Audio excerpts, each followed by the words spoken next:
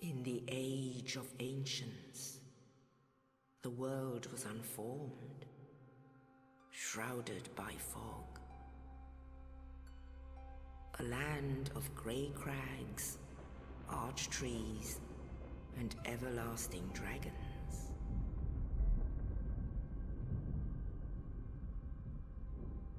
But then there was fire, and with fire came disparity.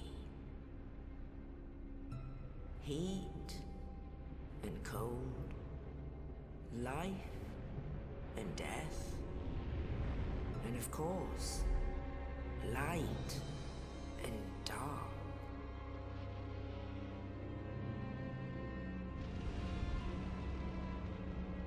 Then from the dark they came and found the souls of lords within the flame.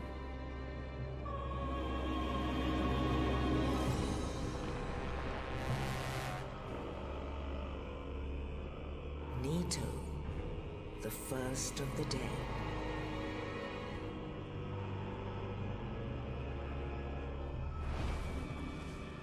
The Witch of Izalith and her daughters of Chaos. Gwyn, the Lord of Sunlight, and his faithful knights. And the furtive pygmy, so easily forgotten.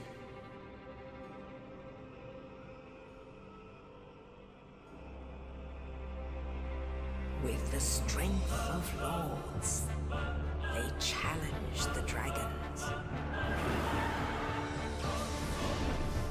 Gwyn's mighty bolts peeled apart their stone skins. The witches weaved great firestorms. Nito unleashed a miasma of death and disease. And Seath the Scaleless betrayed his own, and the dragons were no more.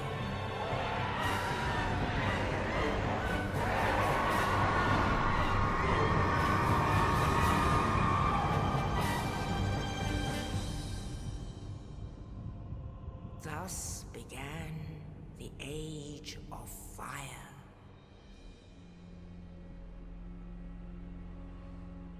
But soon the flames will fade, and only dark will remain.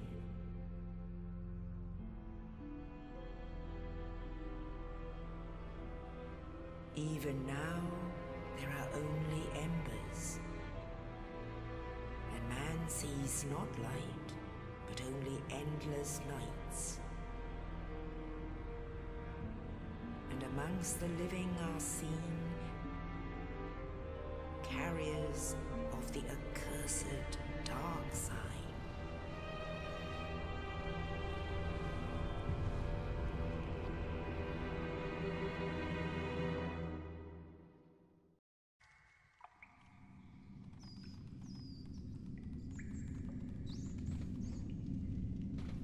Yes, indeed. The dark sign brands the undead.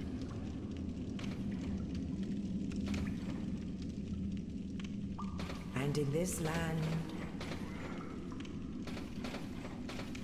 the undead are corralled and led to the north.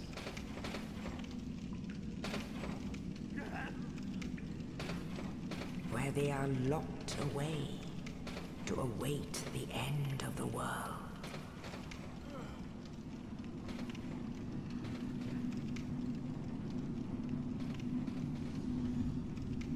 This is your fate.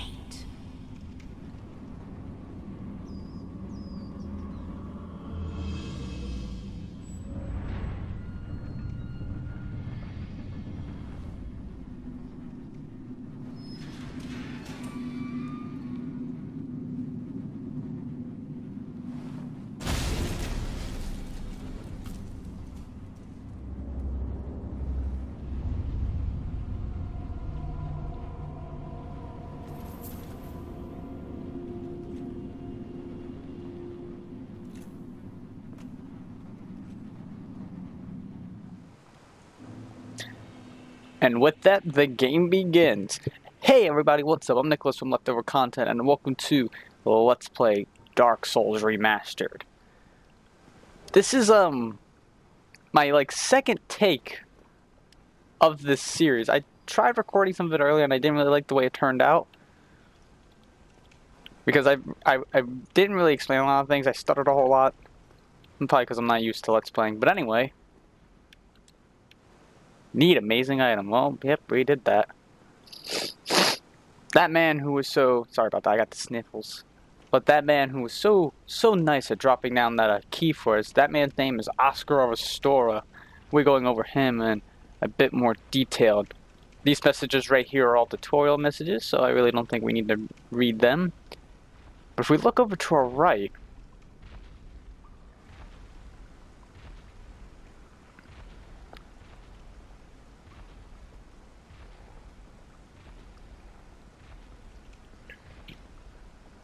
How very interesting. This is the Northern Undead Asylum, the baby starting area of Dark Souls. Northern implying that there's more than one. Maybe a southern, who knows, maybe an east and west as well. I started with the bandit class, and I took black fire bombs as my starting gift, in case anybody's wondering.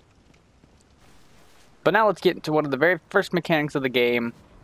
The bonfires. Bonfires kind of act as a safe haven. When you light a bonfire, you can then rest at it, which changes your checkpoint and refreshes all the enemies in the area.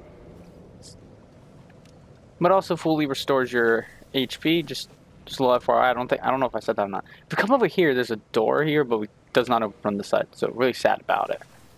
Let's go over the combat mechanics real quick. You have your R1 swings, which are your light attacks, or your regular attacks, and then you have your R2, which are your heavy attacks. Forward and R1 is a nice kick. This will move any enemies that are blocking their shields out of the way, that are blocking with their shields out of the way. And if you do heavy and forward, you do a nice little jumping attack. Sound good? Sound basic? You can use those. Your items are all kept on the bottom part over there. If you look over where my sword and stuff is, right there. Right over there. The bottom one is my currently selected item. If I push square, that'll be the item I use. Well, let's go up to this suspiciously large door. And this room looks pretty large. Looks like we'll be fighting something big in there, doesn't it? Oh. Oh. Well, why don't we waste any time, and why don't we just mosey on in here? I have a feeling that this man's going to be coming down.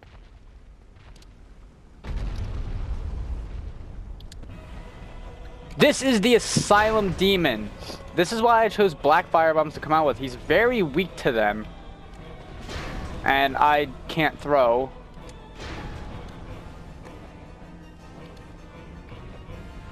Now, don't think that you had to fight him at this point in time.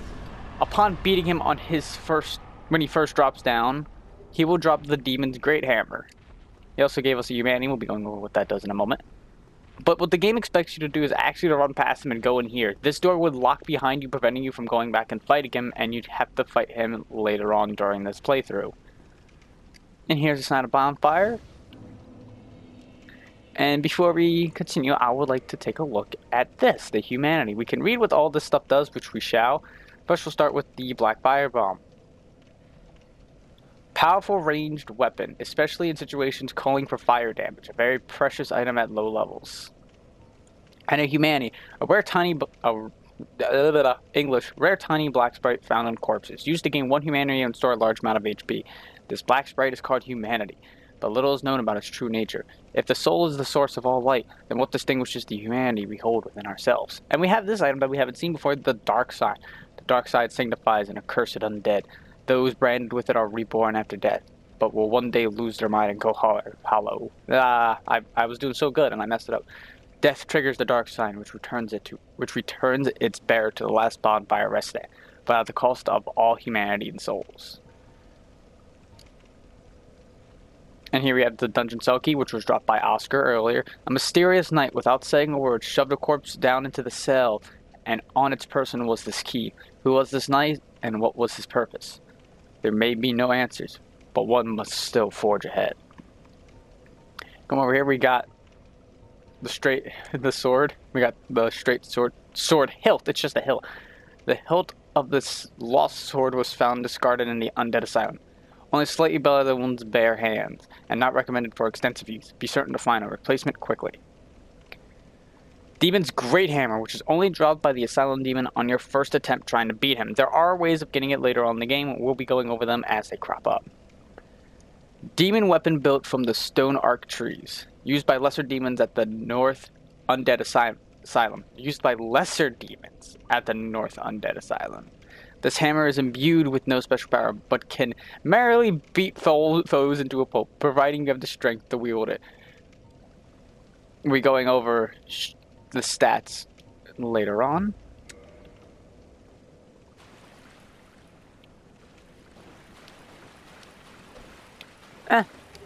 Come here, we can pick up the spider shield.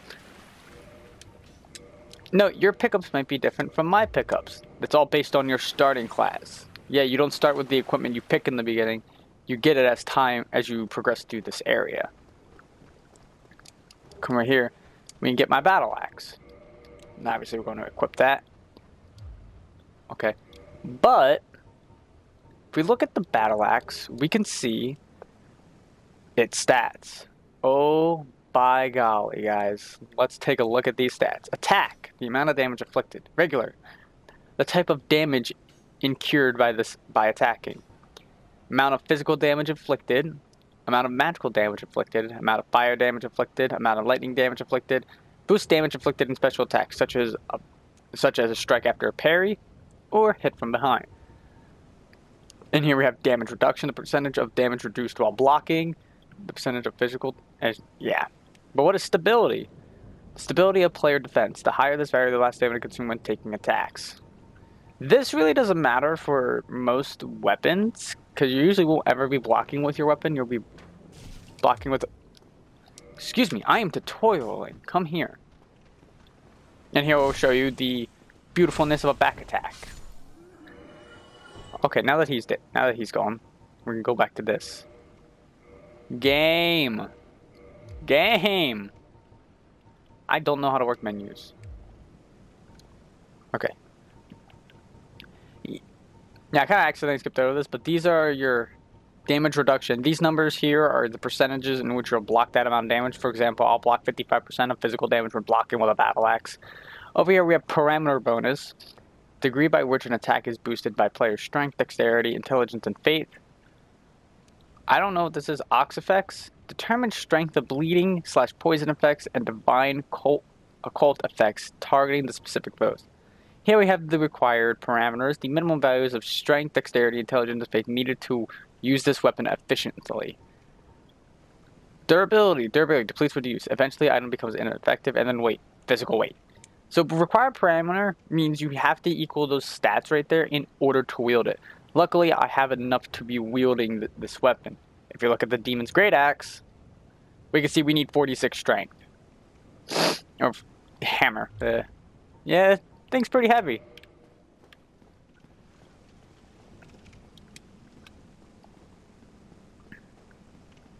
Alright, so if we come up here, we can traverse the white light and enter a new whole area. Yeah, that's teaching you how to backstab. You push circle, you'll roll and dodge all the way. I completely forgot to go over that. Keep walking through here. I believe I missed it. We'll come over here. We can see the knight from earlier. Somehow in a room with no entrance. Makes you question how I got in there. But if we go down here instead of going up those stairs, we have a shortcut to the bonfire that we were visiting earlier. Because right over in there, right up those stairs, is where we fought the Asylum Demon. And kicked his boot. Kicked his boot hard. Well, without anywhere else to go, I guess we'll go up these stairs. And you see this obvious trap right there. Simply just roll up the stairs and it will break this wall over here, allowing us access into this room. Now, if you were paying attention, you might notice that the Asylum Demon was on the roof prior to us fighting him. This room has no entrance, except for the one we just made. If we peer the camera up, we can see that there's a hole in the ceiling.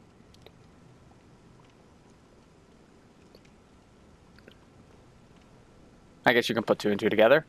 Anyway, this is Oscar Restora. He's the one who let us out of his cage, so why don't we listen to him? Oh, you.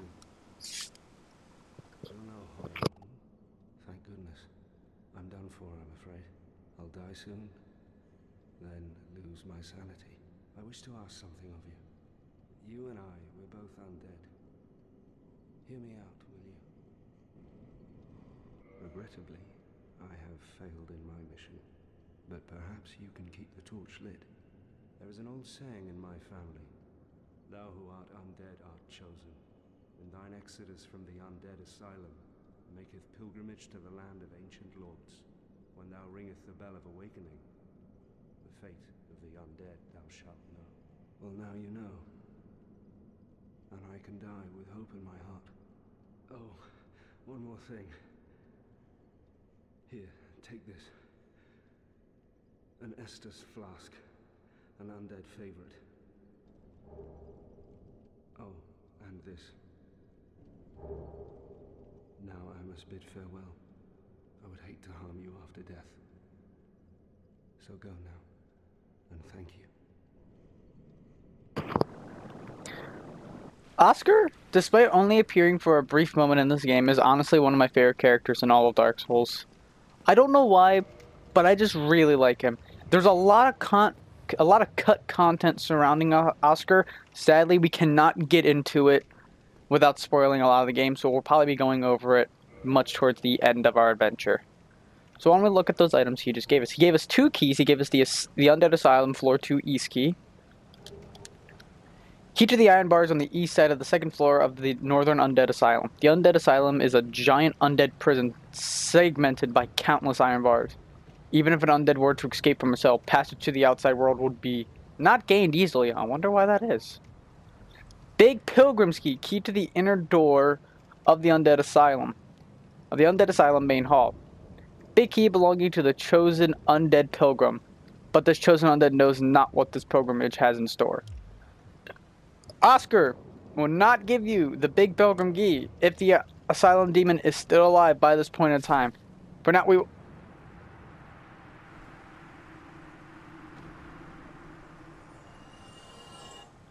What? What? Where'd I just get 100 souls from? I heard something die. What? I'll take it. But anyway.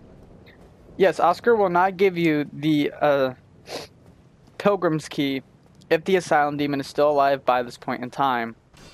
Real quick, I'm going to show off a mechanic called parrying very badly.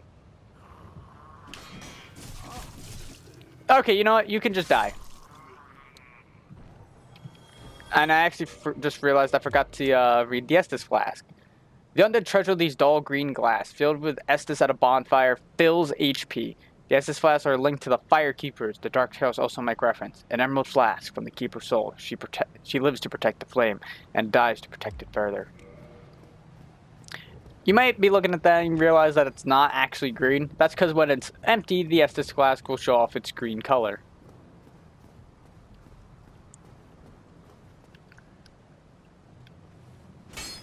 I tried.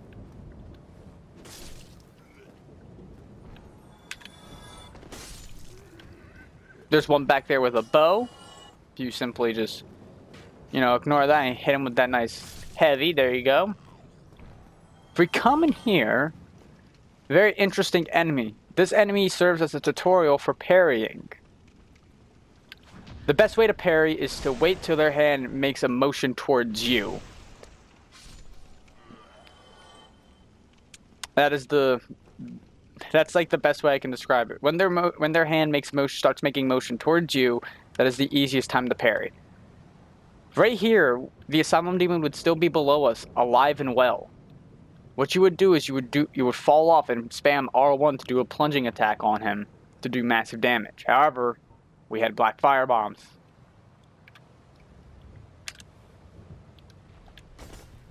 So we'll just fall down and walk over this way. We use the big potent key to open this door.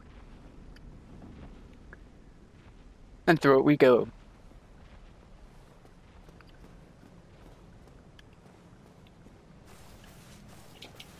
Ah. If we walk around here...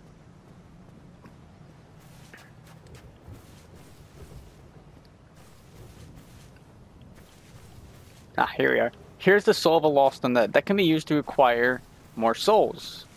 That's what the bottom right counter is. You might be asking yourself, what are souls for? Well, clearly you've never played Dark Souls. We'll get into that. We come over here. We come over here. Okay. That nest will be important for later on. But I guess they don't like me right now. We come over here. Only in the ancient legends it is stated that one day an undead shall be chosen.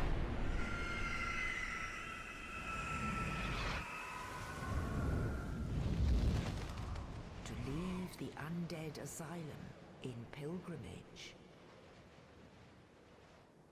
to the land of the ancient lords. Lordran.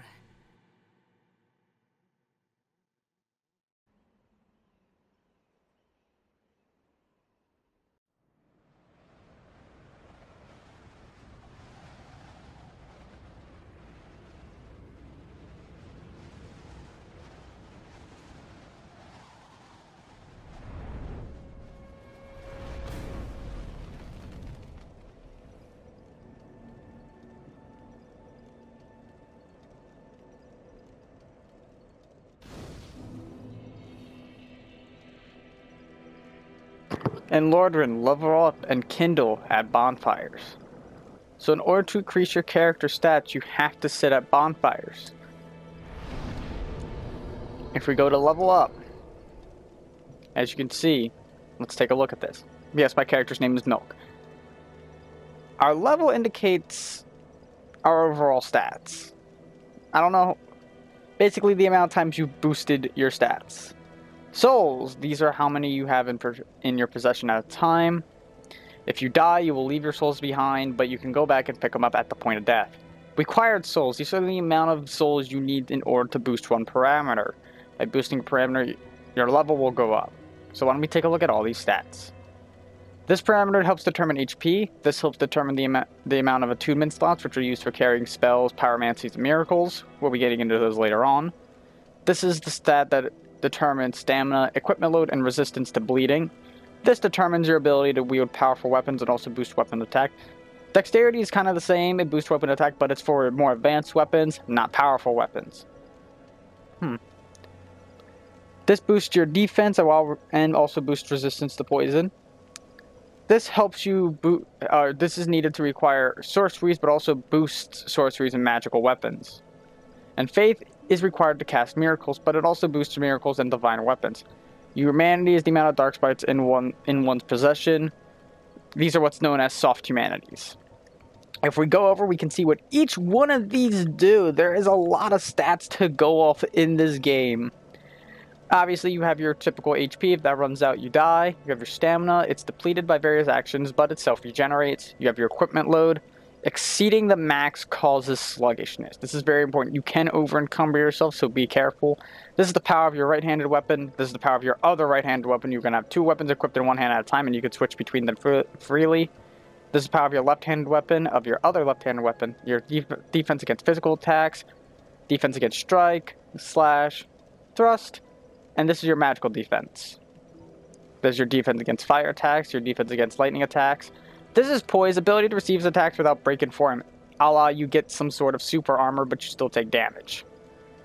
Resistance to bleeding by sharp blades and spiked weapons. Higher the value indicates lower tendency to bleed. Very useful, very important, because blood loss is not very good. We'll be going over to that as we encounter it.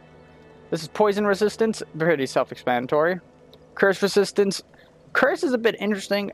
as I'm saying with all these, we'll be going over these later on. And item discovery is your rate in which you will find items off of fallen enemy.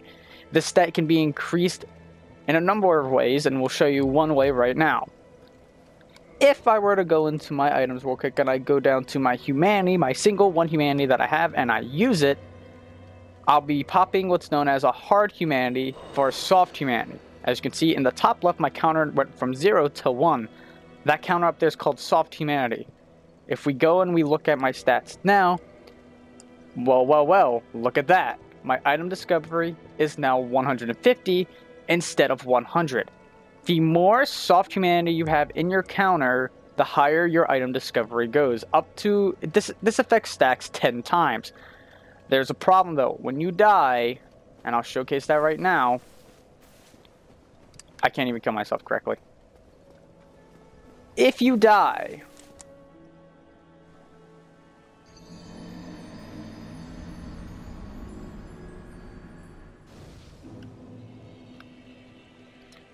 like I said, as you can see, I have 0 souls and 0 humanity. However, this green little pool right here, recover your lost power, will give you back all of your souls and humanity and soft humanity.